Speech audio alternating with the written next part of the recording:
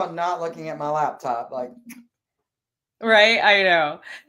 Okay, everybody, I think we're live, and holy heck, we made it on time. Yeah.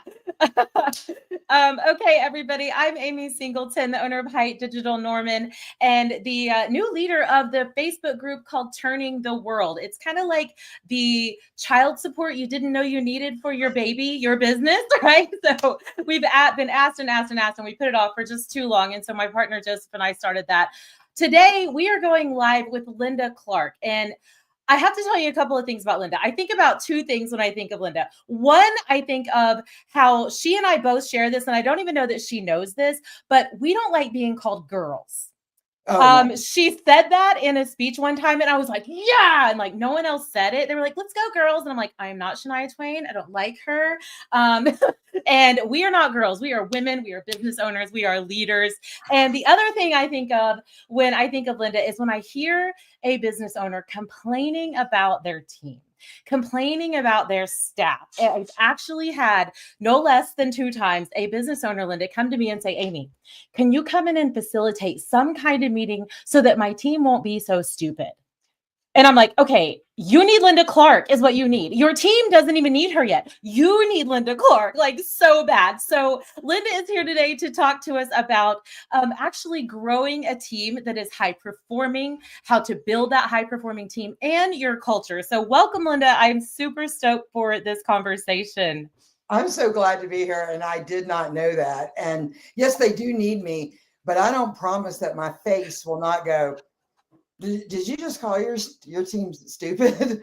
Our So faces kind of have subtitles, to be honest, so yeah, it's I fine. call We it can help it. spiritual Botox, like spiritual Botox. Let me not show you what I'm thinking. Love that so much. So obviously, Linda works with teams.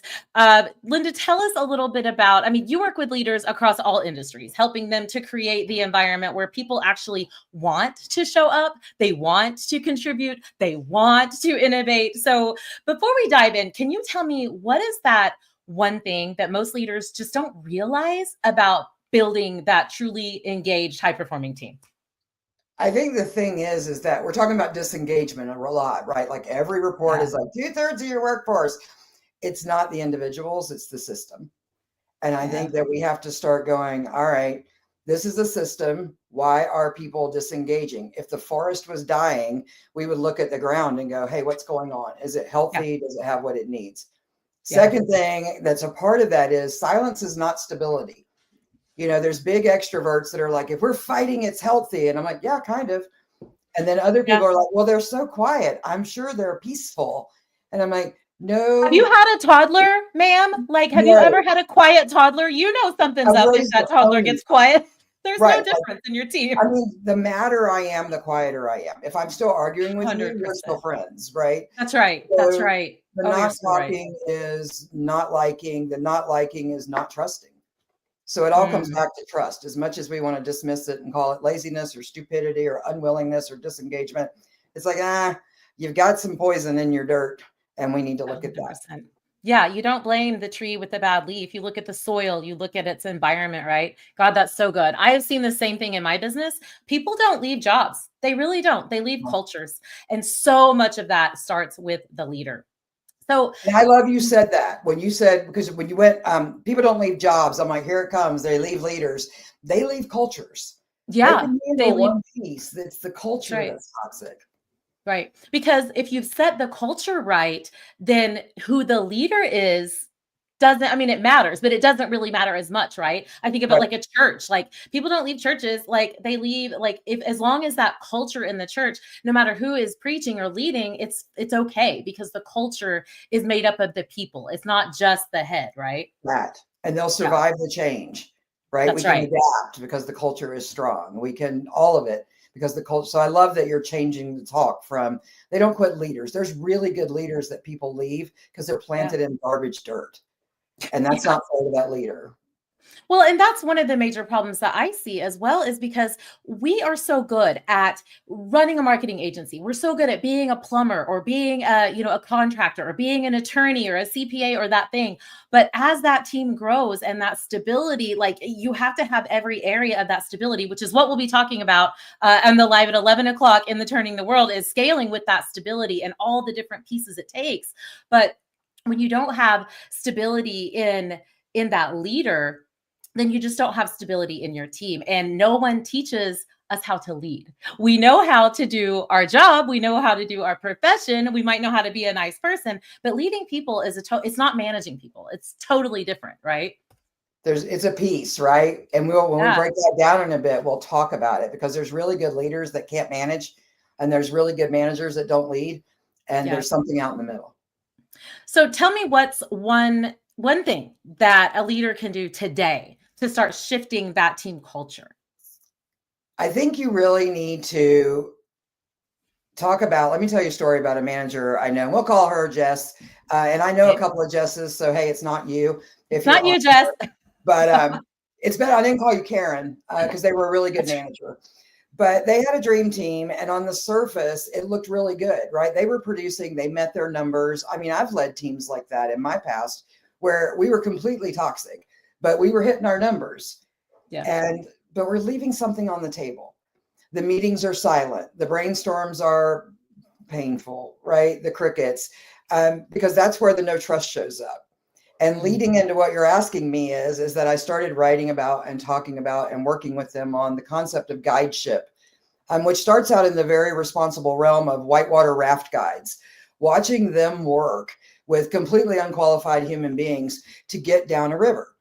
Sometimes people get on a raft and they're lazy, right? So I started watching guides, and all guides are leaders. All leaders are not guides. And in a minute, we'll break that down into the 3 phases, but that's what I was mentioning. It includes leadership, which we all want to talk about, followership. Can you follow when it's not your idea? And then it also includes management, because most of us have worked for a very inspiring human that couldn't remember what time to be at the meeting. And it's like, you need a little of both. Yeah. Definitely. Sometimes it's me. So super inspiring, can't remember what time to get to the meeting. So I'm not calling the pot black, right? Well, me too. Yeah. Wow.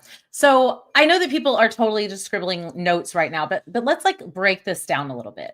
If somebody's leading a team and they want to build a culture that actually thrives, what are like 3 takeaways? What are the biggest 3 takeaways that they have got to remember? I got to think about this. And when you sent this and you're like, we're going to do this in 15 minutes. I'm like, why do you hate me? Because it's honestly easier to fill an hour, right? Than to go 15 minutes and this is valuable. Right. Who was it that said if I had more time, I'd write a longer letter or a shorter letter? Yeah. But procrastination can also fill an hour. So let's do this. Some people know that I own and show a horse, right? I cannot afford to show horses, but I have one. But Smooch. He's actually done workshops with leaders before to work with them on their leadership skills. But Tom Dorrance is the father of modern horsemanship, and he passed away in 2003. So 1910 to 2003. If you've never owned horses, but you've seen The Horse Whisperer, that's his model. You meet the horse where they are. And someone's going to go, people are not horses. We're actually not that evolved. We don't work as well as they do. We don't collaborate. You're not that smart.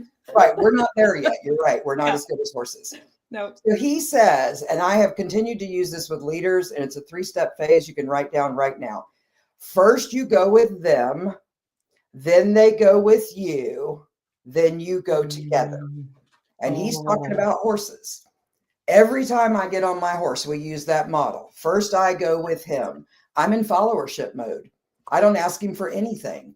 Hey, buddy, how you doing today? You a little nervous about that rooster in the corner of the arena? How's that left leg where you went through a fence last week? What are you worried about today? Are you tight? Are you nervous about this meeting coming? I'm in active listening. I'm in adaptability. All those things we say we're doing, and we skip it. We skip. Yeah. But that's followership, right? I'm letting him lead. I'm letting the team lead and tell me, where are you? If I got another horse tomorrow, and they're a world champion Olympic horse, I'd still go back to phase 1 every time I ride them. right? First I go with you. Then they go with me. I pick up the reins. I say to the team, we're going to have a staff meeting and we're going to brainstorm. And they may not be happy yet.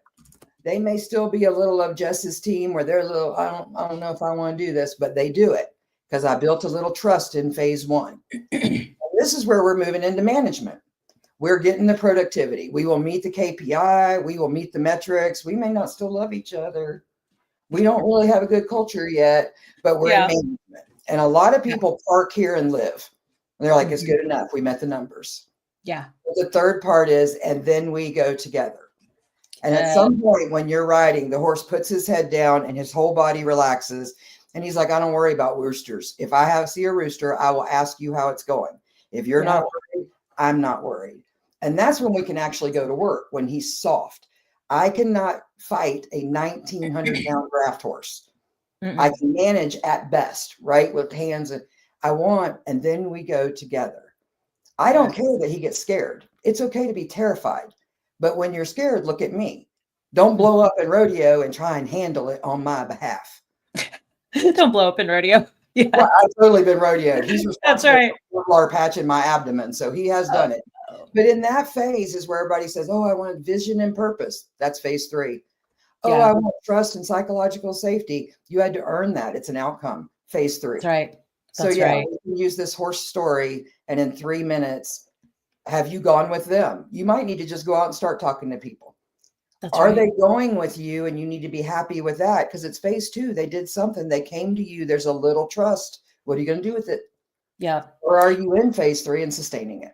So how's that for 3 minutes or less? Oh, that's so good. No, it's so good because I think I've heard you say it 100 times, like clarity brings so much cohesiveness. Like when people are confused and they don't know what the goal is and they don't know what the vision is, they can't get on board. They're never going to go with you until you go with them and guide them along the way. We actually have a couple extra minutes here, and Jackie Dominus has a question that we answer live. Hi, Jackie.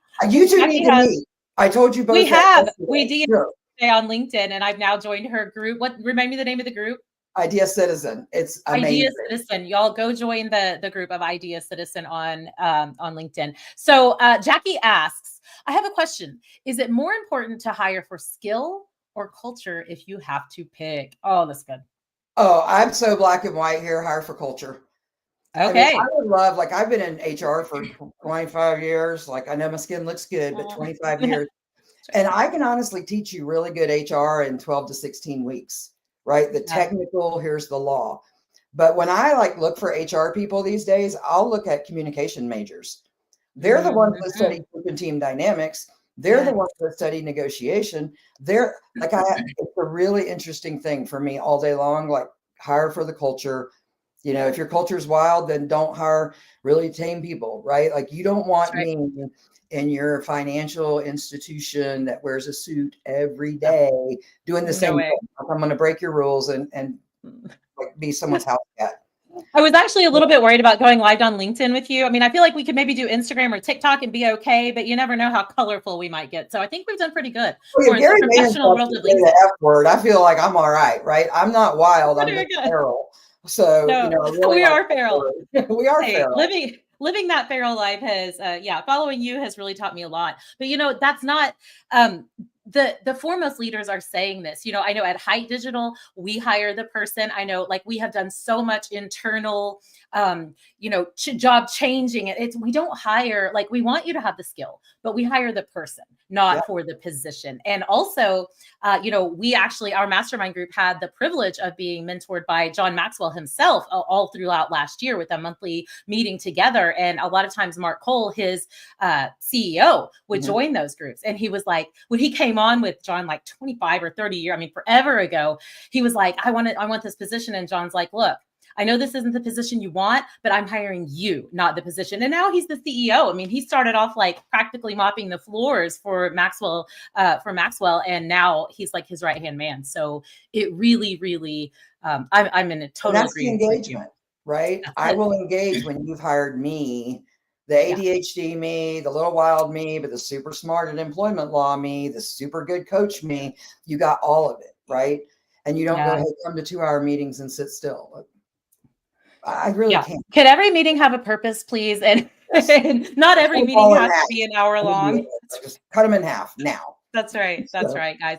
So first you go with them, then yep. they go with you, and then you go together. Yeah. If you are a business leader, if you have your baby business that is your baby and you want it so bad to succeed, you have to, in order to grow and be stable, you have to have a culture where people want to engage with you and they want to go alongside you. Linda, thank you so much for being You're here and welcome. I'm sharing this. glad to You are an be. I think absolute you're a freaking rock star. If people want to work with you, book you. I have heard Linda speak and keynotes. I have seen her lead teams through these culture like experiences and really grow businesses on the other end. There is a serious ROI to these skills that people refer to as soft skills. This is like the only skill, right? Like you can hire out the other skills. You can hire a bookkeeper. You can hire a CPA. You can hire an attorney, but you can't hire a culture.